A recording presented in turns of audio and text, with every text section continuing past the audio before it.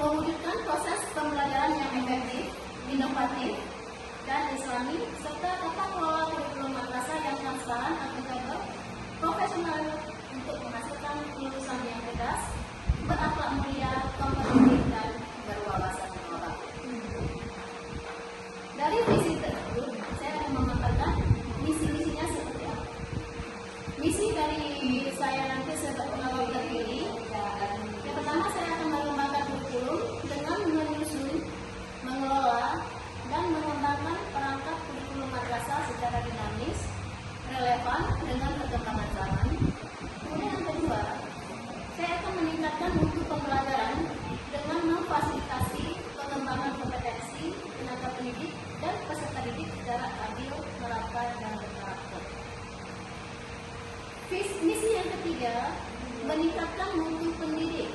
Nah, di sini saya akan meningkatkan profesionalisme melalui pelatihan dan supervisi akademik secara berkala dan efektivitas KPM. Misi yang keempat, adanya transformasi digital akademik.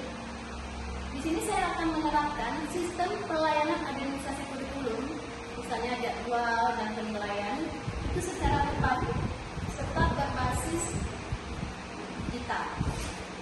Yang kelima, saya akan melakukan evaluasi berkelanjutan terhadap penilaian pembelajaran secara objektif dan akurat guna perbaikan mutu pendidikan.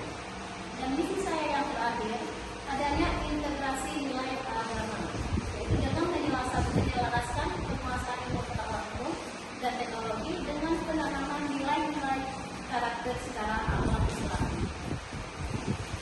Hanya itu yang dapat saya sampaikan tentang visi misi saya sebagai calon dari wakil kepala bidang kurikulum. Seandainya saya terpilih nanti, semoga visi